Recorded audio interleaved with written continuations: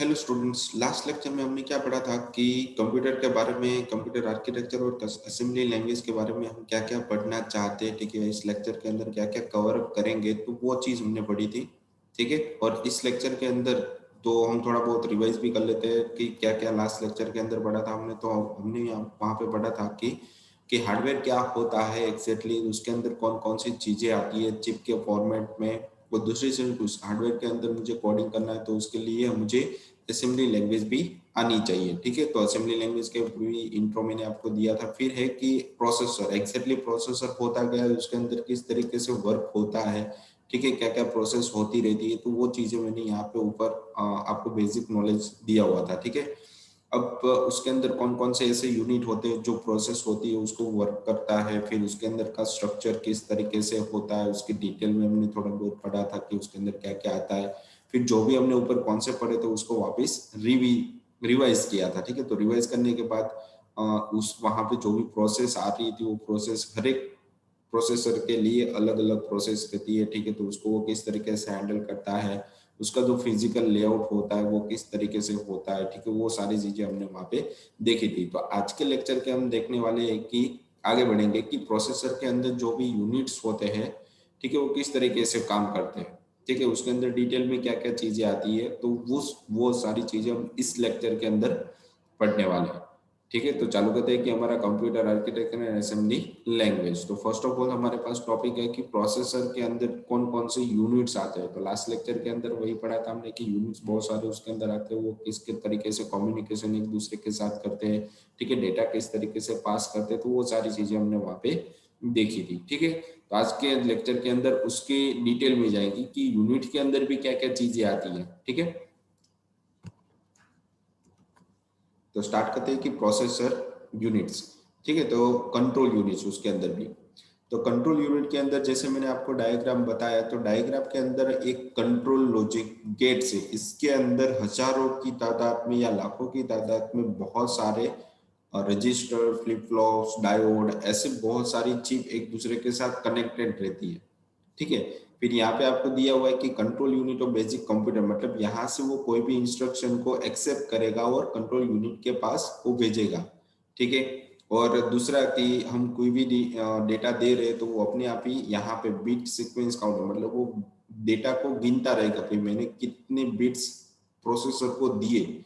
ठीक है, तो उसके हिसाब से वो कैलकुलेट करेगा कि उसके पास इतना इतना डेटा जाएगा तो वो कैलकुलेट करेगा, वरना नहीं करेगा। तो उसके पास भी क्या होता है कि बीच में डेटा पास करने के लिए कितनी बीट उसके पास पास हो रही है। ठीक है, इंस्ट्रक्शन रजिस्टर के पास जब भी उसके पास डेटा हम देते हैं तो वो पहले तो आईआर के पास आता है, मतलब इंस्ट्रक्शन रजिस्टर के पास आता है, और यहाँ पे वो हर एक डेटा के लिए एक एक बीट के अंदर वो कन्वर्ट कर देता है। वो कन्वर्ट करने के बाद वो लॉजिकली वो देखता है कि कौन सा डेटा उसको मिला है, तो उस तरीके से वो डेटा को डिकोड करेगा, मतलब 0101 के अंदर कन्वर्ट करेगा और लॉजिक गेट को वो दे देगा। तो वो अपने हिसाब से क्या करेगा कि कैलकुलेट करके वो आउटपुट भी दे देगा। ठीक है, तो ये हमारा वन टाइप ऑफ 16 बीट का डिकोडर होता है। तो यहाँ पे वो सीक्वेंस के फॉर्म में बीट भी कैलकुलेट होते रहते हैं कि कंट्रोल यूनिट को कितने डेटा मिले। ठीक है, तो वही यहाँ पे लिखा हुआ है कि control unit fetch and डिकोड्स the instruction, मतलब जो भी इंस्ट्रक्शन हमारे थ्रू दी जाती है, यूजर के थ्रू या क्लाइंट के थ्रू, वो क्या करता है कि वो डेटा को एक्सेप्ट करेगा, फैच करेगा और उसको डिकोड करेगा 0101 फॉर्मेट के अंदर। उसके बाद है कि register, register give the data, मतलब उसके बाद जो भी डेटा उसके पास पड़ा रहता है, रजिस्टर जो भी हमने इंस्ट्रक्शन दी है उसको क्या करेगा कि रजिस्टर के पास यहाँ पे पड़ा रहता है और वो वापस ट्रांसफर करेगा हमारा डेटा एएलयू को, मतलब कंट्रोल यूनिट को। ठीक है, वो कैलकुलेट करेगा अपने हिसाब से। फिर यहाँ पे लिखा है कि एएलयू इम्प्लीमेंट द ऑपरेशन, मतलब जो भी उसको इंफॉर्मेशन मिली है बिट के फॉर्मेट में, उसको क्या करेगा कि कैलकुलेट करेगा, नंबर फॉर्मेट के अंदर जाएगा और कैलकुलेट करेगा अपने हिसाब से। ठीक है, जो भी उसका हमने इंस्ट्रक्शन दी है उसके हिसाब से। फिर है कि सम इंस्ट्रक्शन एक्सेस एक्सटर्नल डेटा, मतलब डायरेक्टली कोई कैलकुलेशन उसको नहीं करवानी तो डायरेक्टली वो डेटा उसको कंट्रोल यूनिट को दे देता है। मतलब हमें कोई फाइल ओपन बंद या करना डिलीट करनी हो तो डायरेक्टली उसके कुछ कैलकुलेटर नहीं करना रहता, उसको सिर्फ डेटा ही गिनना रहता है, कितना डेटा मेमोरी के अंदर या फिर हमारे हार्ड डिस्क के अंदर पड़ा है। ठीक है, तो कैलकुलेट करके उसको वहां से डायरेक्टली डिलीट करता है। मतलब वो क्या होता है कि डायरेक्ट एक्सटर्नली उसको डेटा मिलता है कंट्रोल यूनिट को, और कभी कभी मुझे कैलकुलेशन करवाने की भी जरूरत पड़ेगी तो वो क्या करेगा कि डिकोडर के फॉर्म में कन्वर्ट करके वो आप कंट्रोल यूनिट को देगा। तो इस तरीके से ये कंट्रोल यूनिट वर्क करता है। ठीक है, तो ये डिकोडर आप पढ़ोगे तो इसके अंदर भी बहुत सारे नंबर सिस्टम के अंदर बहुत डिटेल में जाना पड़ता है कि ये अलग अलग तरीके के डिकोडर आते हैं, इनकोडर आते हैं। मतलब जो कंट्रोल यूनिट है वो कभी भी हमें आउटपुट भेजेगा तो आउटपुट भेजने के साथ ही वो क्या करता है कि इनकोड करता है, वापस से वो जो भी डिकोड हुआ है उसको हमारी भाषा में वापस वो इनकोड करेगा। इनकोड करने के बाद मुझे वो आउटपुट देगा। ठीक है, वो डायरेक्टली हमें आउटपुट नहीं देता, तो कंट्रोल यूनिट को पता नहीं है क्योंकि इसके पास तो डायरेक्टली 0101 नहीं पड़ा है, तो 0101 को वापस वो क्या करेगा कि हमारा जो आउटपुट जिस हिसाब से आ रहा है उसके अंदर वो कन्वर्ट करेगा, तभी उसको मिलेगा।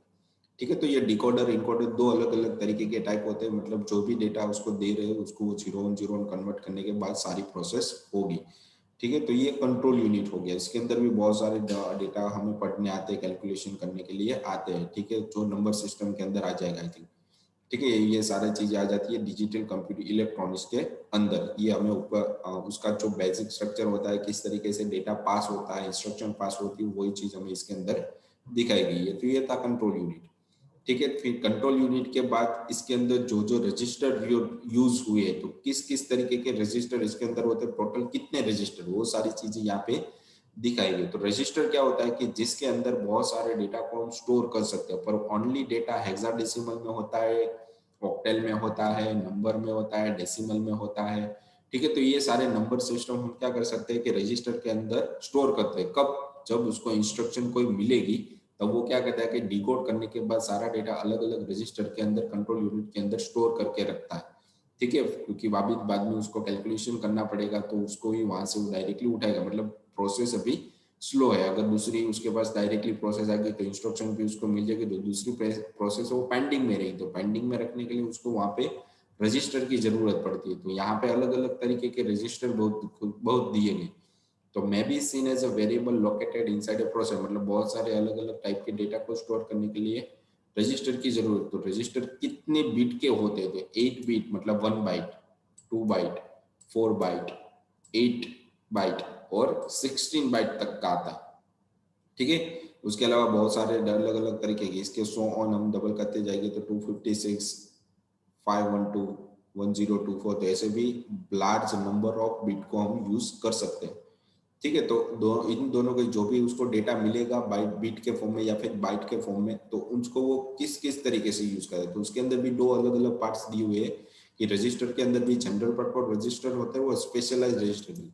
ठीक है, तो मुझे कोई डायरेक्टली डेटा मिल रहा है जैसे कि नंबर टाइप का, तो उसको डायरेक्टली इंटीजर के अंदर स्टोर करेगा, और कोई भी डेटा उसको फ्लोटिंग पॉइंटिंग वाला मिलेगा तो उसको वो फ्लोटिंग के अंदर स्टोर करेगा। अगर उसके अंदर हम आगे सम कर रहे हैं तो सम के बाद क्या हो रहा है कि 1+1, तो वो तो 0 0 नहीं समझ रहे, तो वहां पे क्या होगा कि एक कैरी फॉरवर्ड होगी, तो उसके लिए वो लोग फ्लैग का यूज करते हैं, मतलब स्पेशलाइज रजिस्टर का यूज करते हैं, जिसके अंदर उस डेटा को वो थोड़े देर के लिए टेम्पररी स्टोर करके रखेंगे, ताकि उसको आगे जब कैलकुलेशन हो रही है तब उसको डेटा वापस वो फैच करके कैलकुलेशन में यूज कर सके। तो इसके लिए स्पेशलाइज रजिस्टर होते हैं। वो किस तरीके के होते हैं? तो यहाँ पे flags, zero, negative, carry and overflow, तो ये सारे डिवीजन करते हैं या फिर कैलकुलेशन करवाते हैं, तब इस तरीके के हमें स्पेशलाइज रजिस्टर की जरूरत यहाँ पे पड़ती है। ठीक है, तो ये हो गए रजिस्टर्स। उसके बाद जो भी कैलकुलेशन हो रहा है, तो कैलकुलेशन किसके बेस पे हो रहा है, तो उसके लिए भी वहां पर भी एरिथमेटिक एंड लॉजिक, जो हम सी लैंग्वेज या कोई अदर लैंग्वेज सीखते हो तो उसके अंदर भी एरिथमेटिक और लॉजिकल तो हमें समझना ही पड़ता है, तभी हमें समझ में आएगा कि किस तरीके के कैलकुलेशन हमें वहां पे करना है। तो वैसे ही सिस्टम के अंदर भी, हार्डवेयर के अंदर भी डेटा को स्टोर या कैलकुलेशन करवाने के लिए हमें एरिथमेटिक और लॉजिकल यूनिट की जरूरत पड़ती है। ठीक है, तो उसके लिए यहाँ पे फर्स्ट ऑफ ऑल दिया है कि लॉजिकल ऑपरेटर, मतलब एंड, और हेक्सोर, नॉट, हेक्स, नॉर। ठीक है, तो इस तरीके के अलग अलग रजिस्टर की जरूरत पड़ती है जिसकी मदद से वो लॉजिकली कैलकुलेशन डेटा के साथ कर सकता है। ठीक है, उसके बाद है कि एरिथमेटिक, मतलब एडिशन, सब्सट्रैक्शन, मल्टीप्लिकेशन और डिवीजन सिस्टम के अंदर कभी भी नहीं होता, उसके लिए वहां पे अलग से कोई सिस्टम बिठाई गई है। ठीक है, ठीक है। फिर है कि शिफ्ट, मुझे एक एक बाइट या एक एक बीट को आगे बढ़ाना है या फिर डिलीट करना है। ठीक है, तो यहाँ पे डिवीजन की जगह पे आ जाएगा यहाँ पे शिफ्ट। ठीक है, तो शिफ्ट करेंगे तो एक डेटा डिलीट हो जाएगा और अनशिफ्ट करेंगे तो एक डेटा आगे चला जाएगा। उसके लिए वहां पे अलग से मेथड दी गई है। उसके बाद कंपेयर, अलग अलग बिट्स को आप कंपेयर भी कर सकते हो। ठीक है, division is not possible without register. ठीक है, तो यहाँ पे आपको एक रेड कलर के अंदर मैंने दिया हुआ है कि डिवीजन इज नॉट पॉसिबल, मतलब हमारे जो रजिस्टर है उसके अंदर डिवीजन कभी भी पॉसिबल नहीं है। ठीक है, डेटा को निकाल सकते हो, तो निकालने के बाद उसकी जो प्रोसेसर है डिवीजन करने की वो थोड़ी अलग हो जाती है हार्डवेयर के अंदर, तो इसके लिए ये डिवीजन कभी भी हार्डवेयर के अंदर नहीं होता। ठीक है, तो ये थी उसकी कैलकुलेशन, डेटा को कैलकुलेशन करवाने की कंट्रोल यूनिट के अंदर जो भी उसको जरूरत पड़ती है, तो इन दोनों यूनिट की ज्यादा जरूरत पड़ती है। मतलब ये वन टाइप ऑफ आपका एएलयू हो गया, अरिथमेटिक एंड लॉजिक यूनिट। ठीक है, उसके बाद है कि इंस्ट्रक्शन किस तरीके से उसको मिलती है, तो इंस्ट्रक्शन टाइप, तो कितनी तरीके की पहले तो इंस्ट्रक्शन होती है। ठीक है, तो पहले तो first of all three types of instruction दी गई है। तो फर्स्ट ऑफ ऑल है कि यहाँ पे अरिथमेटिक एंड लॉजिकल ऑपरेशन। ठीक है, तो arithmetic and logical operation one type क्या हो गया कि जिस तरीके से हम दो डेटा है मेरे पास, अलग अलग टाइप के नंबर सिस्टम दिए गए, तो उन दोनों का मुझे कैलकुलेशन करवाना है।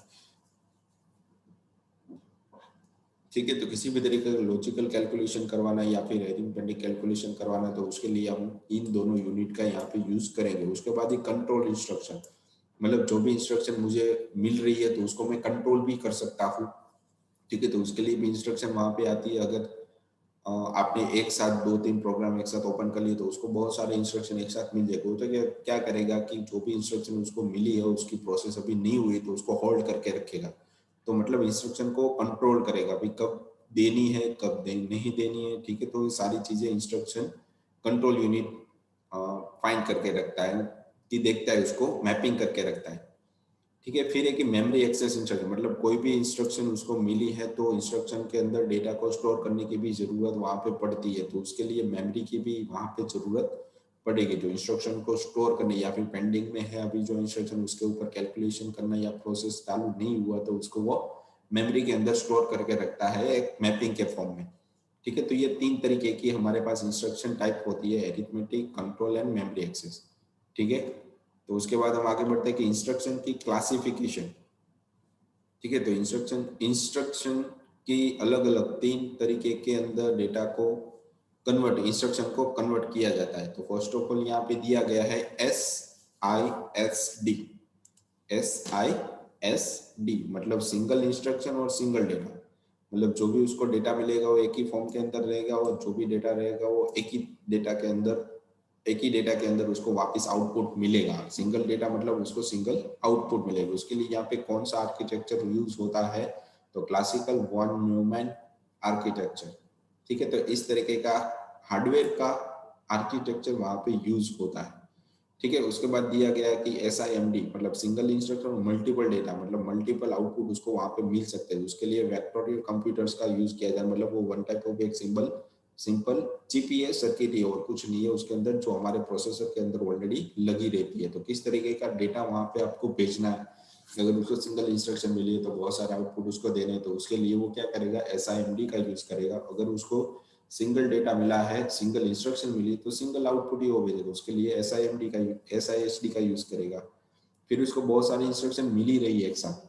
ठीक है, तो जितनी भी इंस्ट्रक्शन मिलेगी तो उतना वो आउटपुट वहां पे देगा। तो उसके लिए MIMD मतलब मल्टीपल इंस्ट्रक्शन और मल्टीपल डेटा का, मतलब मल्टी प्रोसेसर, वहां पे हमें बहुत सारे प्रोसेसर की जरूरत एक साथ पड़ेगी। मतलब एक प्रोसेसर एक टाइम पे एक ही डेटा में देगा, तो दूसरा प्रोसेसर होगा तो दो प्रोसेसर हो गए, तो वो क्या करेगा, दो प्रोसेस लेगा और दो आउटपुट आपको एक साथ भेज देगा। ठीक है, तो इस तरीके से भी अलग अलग इंस्ट्रक्शन को क्लासिफाई किया जाता है। तो उसके लिए यहाँ पे तीन तरीके हैं, SISD, SIMD और MIMD। ठीक है, फिर इंस्ट्रक्शन का फ्लो किस तरीके से होता है, तो उसके लिए प्रोसेसर में यूज ऑफ फाइनाइट सेल, मतलब उसके अंदर एक लिमिटेड स्टेट रहता है जिसके अंदर आप इतनी ही इंस्ट्रक्शन एक साथ पास कर सकते हो, मतलब दे सकते हो। ठीक है, तो ये फिक्स हो जाता है कि भी मशीन को जो भी डेटा उसको मिल रहा है वो फिक्स मिल रहा है कि इतनी डेटा वो इतनी इंस्ट्रक्शन के साथ वो फर्स्ट ऑफ ऑल वर्क करेगा, इतनी इंस्ट्रक्शन खत्म होने के बाद ही वो नेक्स्ट इंस्ट्रक्शन पे वर्क करना चालू करेगा। ठीक है, तो उसका डिस्क्रिप्शन यहाँ पे दिया गया है कि माइक्रो प्रोग्राम प्रोसेसर। ठीक है, तो माइक्रो प्रोग्राम के अंदर किस तरीके से प्रोसेसर है, इंस्ट्रक्शन में वर्क होती है, वो सारी चीजें यहाँ पे दिखाई गई है। तो प्रोसेसर में use of finite state machine, मतलब उसके पास एक लेवल होगा जिसके अंदर वो लिमिटेड इंस्ट्रक्शन को एक्सेस करेगा। और माइक्रो ऑप्स मतलब उसके पास बहुत छोटे छोटे रजिस्टर होते हैं जिसके अंदर वो जो भी डेटा उसको मिलता है उसको स्टोर करके रखता है, क्योंकि कैलकुलेशन करने के लिए। Micro ops to process each instruction step, ठीक है। हर एक कैलकुलेशन को क्या करता है कि इंस्ट्रक्शन स्टेप के अंदर वो डिवाइड कर दे, मतलब उसको इंस्ट्रक्शन मिली तो उसके साथ वो क्या करेगा, कहाँ पे स्टोर करेगा, कहाँ पे वो आउटपुट भेजेगा, तो वो सारी चीजें वहां पे पहले से ही, अगर दूसरे आउटपुट के साथ या दूसरे इंस्ट्रक्शन के साथ उसको ज्वाइन करना है कि नहीं करना, तो वो सारी चीजें वहां पे प्रोसेस होती रहती है। तो उसके लिए यहाँ पे उन लोगों ने अलग अलग स्टेप दे दिए। तो फर्स्ट ऑफ ऑल स्टेप है फैच, मतलब इंस्ट्रक्शन को फैच करेगा, फिर 0101 के अंदर डिकोड करेगा, फिर उसके साथ वो कैलकुलेशन, मतलब उसको नंबर एक मिल गया तो 0101 फॉर्मेट के अंदर, उसके बाद ही उसकी प्रोसेस वो चालू करेगा। तो वो क्या करेगा कि एग्जीक्यूट करेगा, रन करना चालू करेगा। उसके बाद मेमोरी की एक्सेस करेगा, मतलब उसका जो भी एग्जीक्यूट हुआ है उसको स्टोर करने के लिए, क्योंकि दूसरी इंस्ट्रक्शन आएगी तो उसके साथ भी उसको डेटा को कैलकुलेशन करवाना पड़ेगा इंस्ट्रक्शन के साथ, तो उसके लिए मेमोरी एक्सेस भी वो यूज कर सकता है। और रजिस्टर, उसके बाद है रजिस्टर राइट बैक, ठीक है। तो रजिस्टर क्या करेगा कि जो भी हमारा आउटपुट है उसके अंदर वो आउटपुट में कन्वर्ट करने के बाद हमें वो दे देगा। तो इस तरीके से सारी प्रोसेस वो इंस्ट्रक्शन को डिवाइड करके रखता है, fetch, decode, execute, memory access and register write back, ठीक है। तो इतनी चीजें होती है इसके अंदर। एक इंस्ट्रक्शन के पास इतनी चीजें होती है इंटरनली, ठीक है। अगर उसके पास 1000 इंस्ट्रक्शन आप दे रहे हो तो वो क्या करेगा कि उतनी बार वो इस प्रोसेस को दोहराएगा, ठीक है। फिर यहाँ पे लिखा है कि a basic processor needs several clock cycle to process all step of the current instruction before starting the next one, मतलब दूसरी इंस्ट्रक्शन वो स्टार्ट करेगा तो उससे पहले उसको जो इंस्ट्रक्शन मिली है तो कब मिली है, तो उसके लिए वो क्लॉक चालू करके रखेगा, भाई इतने टाइम के अंदर ये इंस्ट्रक्शन कंप्लीट हो जानी ही चाहिए। तो इसीलिए वो लोग क्या करते हैं कि फाइनाइट स्टेट रखते हैं, मतलब एक लिमिटेड पीरियड के अंदर इंस्ट्रक्शन को वो पास करवा सकते हैं। अगर ज्यादा पास करवाते हैं तो वो कभी भी कैलकुलेशन नहीं करेगा, ठीक है। अगर उसको समझ में नहीं आएगा कि किस तरीके की और कितना डेटा कैलकुलेशन करना है, तो वो डिवाइड करके रखता है सारी इंस्ट्रक्शन को। हम एक साथ यहाँ पे पूरा डेटा पास कर तो देते हैं, ठीक है, पूरा प्रोग्राम लिख तो देते हैं, पर वो सारे प्रोग्राम को अलग अलग लाइन के अंदर या फिर अलग अलग वर्ड के अंदर वो डिवाइड करके रखता है।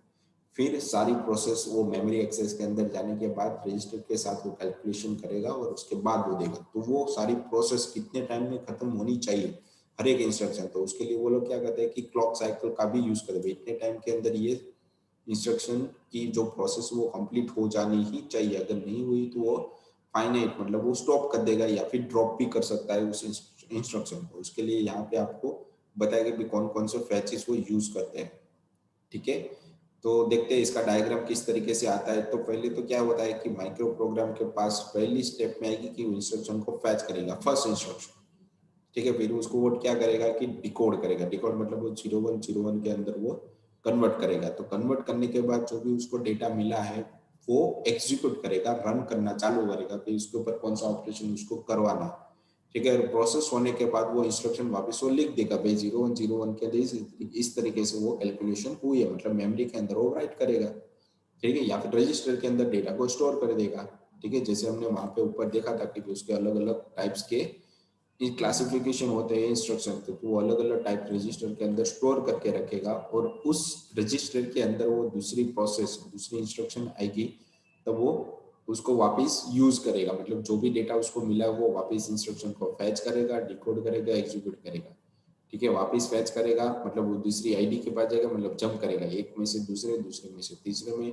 और तीसरी इंस्ट्रक्शन रीड होने के बाद डिकोड एग्जाम और मेमोरी के अंदर, मतलब उसका प्रोग्राम पूरा खत्म हो रहा है तो लास्ट में वो मेमोरी के अंदर स्टोर करो। मेमोरी में जो भी डेटा मिलेगा वो हमें आउटपुट के अंदर मिल जाएगा, मतलब फाइनल आउटपुट आपको यहाँ पे मिला अगर आपके पास 3 इंस्ट्रक्शन यहाँ पे होगी तो, ठीक है।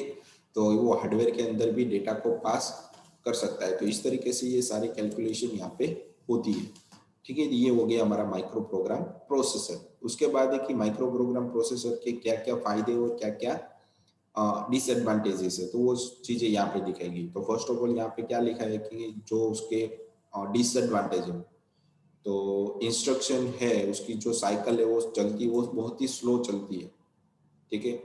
The more complex the instruction are, मतलब हम इंस्ट्रक्शन उसको जो भी प्रोसेसर को देता है वो जो प्रोसेस है बहुत ही कॉम्प्लेक्स है, the longer they take to get a process, मतलब उसको कैलकुलेट करने में बहुत ही टाइम लग जाता है। फिर most of the hardware is use only once for the each instruction, मतलब बहुत सारे जो हार्डवेयर होते हैं वो इंस्ट्रक्शन को एक ही बार रन कर सकते हैं, ठीक है। उसके बाद उसको वापस दूसरे इंस्ट्रक्शन की जरूरत पड़ेगी, मतलब एक टाइम पे एक ही वो प्रोसेस करता है, दूसरी प्रोसेस या दूसरी इंस्ट्रक्शन वो रीड नहीं करता। Most of the hardware is unused most of the time, मतलब बहुत सारे अगर जब तक आप इंस्ट्रक्शन नहीं देते हो तब तक वो हार्डवेयर क्या रहता है कि बिल्कुल फ्री पड़ा रहता है, ठीक है, अनयूजेबल है। तो ये उसके डिसएडवांटेजेस हो गए, कॉन्स में। उसके फायदे क्या है, बेनिफिट्स क्या है, तो यहाँ पे लिया हुआ है कि इजी टू इम्प्लीमेंट, मतलब जो भी इंस्ट्रक्शन प्रोग्राम आप लिख रहे हो वो इजीली इम्प्लीमेंट आप कर सकते हो, उसका आउटपुट भी आपको इजीली मिल जाएगा, और बहुत ही स्मॉल कोड रहता है, ठीक है। फिर एक new instruction can be added just by adding a new step, ठीक है। तो न्यू कोई भी इंस्ट्रक्शन आपको उसको देनी है तो बहुत ही न्यू स्टेप के अंदर इजीली और शॉर्ट में भी आप दे सकते हो, ठीक है। तो ये सारे माइक्रो प्रोग्राम प्री प्रोसेसर के प्रोस और कॉन्स हो गए, ठीक है, एडवांटेजेस और डिसएडवांटेजेस। इंस्ट्रक्शन फ्लो किस तरीके से होता है, वर्क कैसे करता है, ठीक है। फिर उसके पहले किस किस तरीके की इंस्ट्रक्शन होती है, इंस्ट्रक्शन के टाइप कितने होते हैं, ठीक है। उसके बाद लॉजिकल कंट्रोल यूनिट जो होते हैं उसके अंदर कौन कौन से यूनिट आते हैं, वो क्या क्या कर सकते और क्या नहीं कर सकते, कितने रजिस्टर की जरूरत पड़ेगी, उसका जो डायग्राम है कंट्रोल यूनिट का, वो सारी चीजें हम आज के लेक्चर के अंदर देखा, ठीक है। तो इसको अच्छे से समझ लेना क्योंकि कंट्रोल यूनिट आगे बहुत ही यूज होने वाला है, ठीक है। और उसके बाद लास्ट में आपको क्वेश्चन भी दिए गए हैं कि ये 3 क्वेश्चन आप अटेंड करोगे तभी आपकी अटेंडेंस गिनी जाएगी, ठीक है। तो आज के लेक्चर के लिए इतना ही था, कंट्रोल यूनिट और रजिस्टर और इंस्ट्रक्शन ये तीनों के बारे में हमने पढ़ा, ठीक है। तो नेक्स्ट लेक्चर के अंदर हम इसके आगे बढ़ेंगे, ठीक है। बहुत ही अच्छा टॉपिक है, इंस्ट्रक्शन अब किस फ्लो में वर्क करेगी, तो साइकिल भी अलग अलग हो जाती है, उसकी प्रोग्रामिंग किस तरीके से होती है उसके बारे में नेक्स्ट लेक्चर के अंदर पढ़े ताकि आपको वो ज्यादा समझ में आए। तो ये आज का जो लेक्चर वो अच्छे से समझ लेना, वो ज्यादा जरूरत है तो नेट पर भी आप उसकी डिटेलिंग में समझ सकते हो, ठीक है। तो आज के लेक्चर के लिए इतना ही था, थैंक यू।